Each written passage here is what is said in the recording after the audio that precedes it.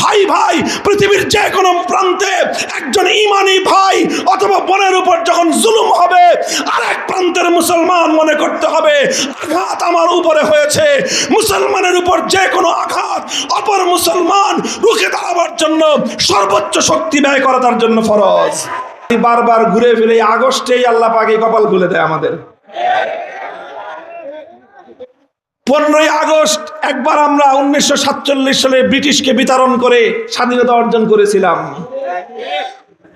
1975 সালে এই 15ই আগস্ট যে কোনো ভাবে একটা বিপ্লবের মধ্য দিয়ে একটা স্বৈরতন্ত্রের বিলোপ হয়েছিল। আবার 2021 সালে এই 15ই আগস্ট আবার নতুন করে মুসলমানদের শত বছরের হারানো গৌরব, মুসলমানদের সেই ঈমানি প্রাণ কেন্দ্র, আবার মুসলমানদের 250 কোটি মুসলমানদের জিম্মাদারি গ্রহণ করবার মতো সেই ইমারত এবং সেই খেলাফত আবার মুসলমানদের কাছে ফিরে এসেছে। এবং বায়াত আলা ইকামাতিল খেলাফা, একটা খেলাফত প্রতিষ্ঠিত হওয়ার জন্য শরীয়তের যেই মানদণ্ড, সেই মানদণ্ড সম্পূর্ণরূপে রক্ষা করে ইমারতে ইসলামিয়া গঠন হয়ে প্রায় 6.5 লক্ষ বর্গ মাইল বিশাল এরিয়ার মধ্যে একজন ব্যক্তি যার নাম হলো মোল্লা হিবাতুল্লাহ আখুনজাদা হাফিজাহুল্লাহ তাআলা, তার খেলাফতের উপর সংশ্লিষ্ট আশপাশ 6.5 লক্ষ বর্গ মাইল এলাকার সমস্ত উলামায়ে কেরাম, সমস্ত মুসলিম নেতৃবৃন্দ ঐক্যবদ্ধ হয়ে তাকে বায়াত দেওয়ার পর তিনি উম্মতের আমিরুল মুমিনিন এবং খলিফাতুল মুসলিমিন হিসেবে প্রতিষ্ঠিত হয়ে গেছেন। এখন অবশিষ্ট আছে শুধুমাত্র বায়াত আলা ইতাআতিল খেলাফা। এখন সেই খলিফা এবং সেই আমিরুল মুমিনিনের ইতাআতের মাসআলা, এই মাসআলার দীর্ঘ আলোচনা আমি যাব না। এখানে একটা গুরুত্বপূর্ণ বিষয় আছে, যিনি আমির হবেন, যিনি খলিফা হবেন, তার আনুগত্য করা তাদের জন্যই জরুরি হবে তিনি যাদেরকে নিরাপত্তা দিতে পারবেন। ভৌগোলিক কারণে উম্মতে মুসলিমা আমরা আমাদের মুসলমানদের আমির থেকে এতটাই বিচ্ছিন্ন এলাকায় থাকি যে তার নেতৃত্বে আমাদের এখানে পরিপূর্ণ কর্মকাণ্ড পরিচালনা করা সম্ভব নয়। তবুও আমি মনে করি যে এই জমিন থেকে শাহজালাল মুজাররদি আমানি রহমতুল্লাহ আলাইহি যেরকম এই ভূখণ্ডের সন্তান না হয়েও এই ভূখণ্ডের মুসলমানদের স্বার্থে বহুদূর থেকে তার হৃদয় হু হু করে কেঁদে উঠেছিল, হাজার মাইল দূর থেকে, হাজার মাইল দূর থেকে, ইয়ামান থেকে তিনি যেমন এদেশে ছুটে এসেছিলেন মুসলমানদেরকে উদ্ধার করার জন্য। ও দুনিয়ার মুসলমান, এটাই প্রমাণ হয় মুসলমান কোনো ভৌগোলিক সীমারেখায় আবদ্ধ থাকে না। মুসলমানের ঈমানি ভ্রাতৃত্ব কোনো সীমান্ত দিয়ে বেঁধে রাখা যায় না। মুসলমানদের ঈমানি ভ্রাতৃত্ব আল্লাহর পয়গম্বর যেটা বর্ণনা করেছেন, तमाम পৃথিবীর সমস্ত মুসলমান ভাই ভাই পৃথিবীর যে কোনো প্রান্তে একজন ঈমানি ভাই অথবা বোনের উপর যখন জুলুম হবে, আরেক প্রান্তের মুসলমান মনে করতে হবে আঘাত আমার উপরে হয়েছে। মুসলমানের উপর যে কোনো আঘাত অপর মুসলমান রুখে দাঁড়াবার জন্য সর্বোচ্চ শক্তি ব্যয় করা তার জন্য ফরজ।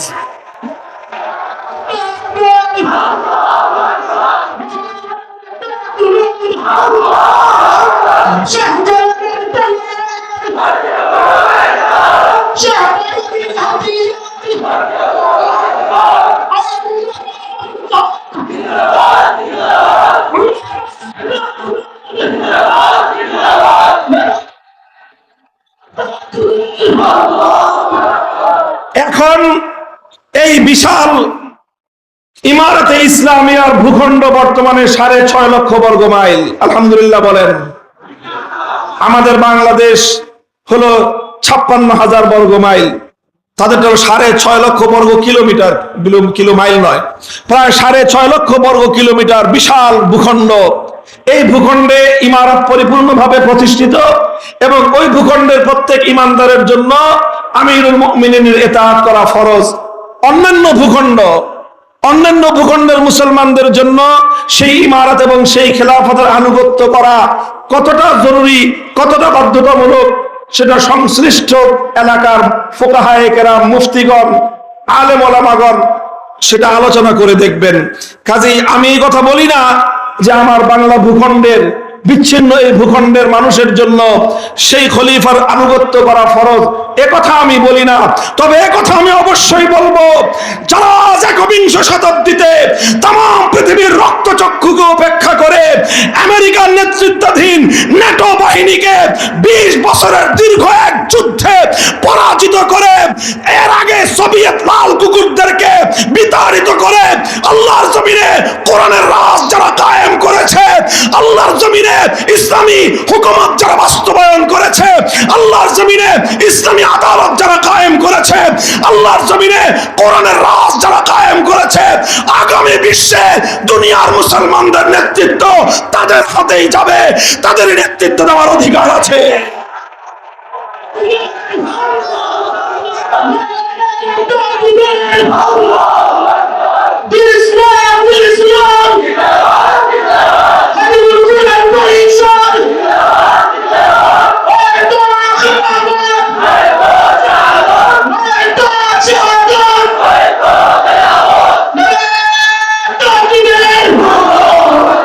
আমরা যখন খেলাফতের কথা বলি, আমরা যখন আল্লাহর কোরআনী শাসন ব্যবস্থার কথা বলি, আমরা যখন কোরআনী আদালতের কথা বলি, আমরা যখন কোরআনী শাসনতন্ত্রের কথা বলি, আমরা যখন কোরআনী শাসন ব্যবস্থার কথা বলি, তখন অনেকেই আমাদেরকে বাঁকা চোখে আমাদের দিকে তাকিয়ে বলতে চায় যে বর্তমানে আধুনিক যুগে, এই উন্নত যুগে সেই 1400 বছরের পুরনো ইসলামী শাসন ব্যবস্থার দ্বারা এই আধুনিক যুগে রাষ্ট্র ব্যবস্থা পরিচালনা করা কতটা সম্ভব।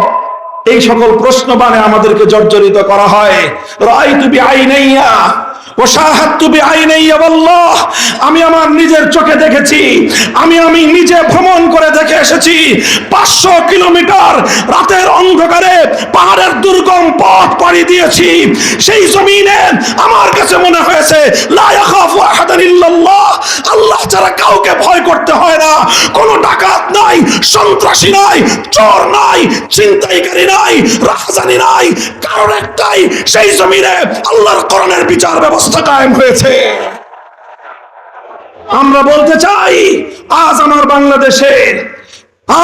বাংলাদেশে সোনার শাহজালালের বাংলাদেশে আইন শৃঙ্খলার অবনতি, মানুষের নিরাপত্তার অবনতি, জানমাল ইজ্জত আবরুর নিরাপত্তা নাই, বিভিন্ন ধর্মাবলম্বীরা সংখ্যালঘুদের নিরাপত্তা নাই, নানা রকম সংকটে আমরা জর্জরিত।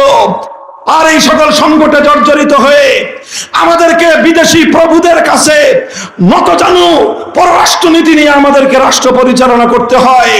আমাদের বড় বড় দলগুলো, বড় বড় রাজনৈতিক শক্তিগুলো বিদেশি প্রভুদের করুণার দৃষ্টিতে তারা তাকিয়ে থাকে।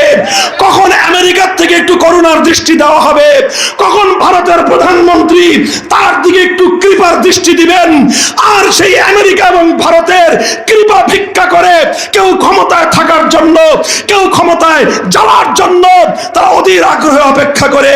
হে মুসলমান, কোন ভারত, আমেরিকা, চায়না, রাশিয়ার করুণার কৃপার প্রয়োজন নাই। তুমি আল কোরআনকে বক্ষে ধারণ করে মাথা উঁচু করে দাঁড়াও, তাম পৃথিবীর সমস্ত পরাশক্তি তোমার পায়ে মাথা ঝুঁকে সালাম করবে ইনশাআল্লাহ।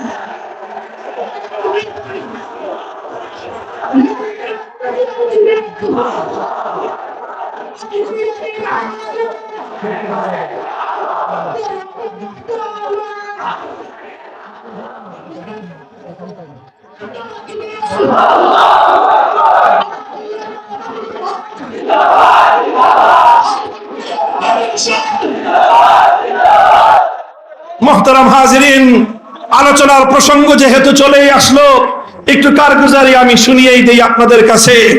ইমারতে ইসলামিয়ার যে চিফ জাস্টিস, ইমারতে ইসলামিয়ার যে প্রধান বিচারপতি মোল্লা আব্দুল হাকিম হাক্কানি হাফিজাহুল্লাহ তাআলা, শুধু বর্তমান ইমারতে ইসলামিয়া নয়, বর্তমান উম্মতে মুসলিমার একজন গুরুত্বপূর্ণ ইলমি শখসিয়ত। তিনি গুরুত্বপূর্ণ একজন আলেমে দ্বীন। ইসলামী কাজা এবং বিচার ব্যবস্থার উপর তার অনেক বড় বড় কিতাব রচিত আছে। হে বাংলার উলামায়ে কেরাম, শুধুমাত্র ফিকহ আর ইফতা পড়ায়েন না, নতুন দিন এসেছে, এখন ফিকহ এবং ইফতার সাথে আপনারা কাজা পড়ানো শুরু করেন।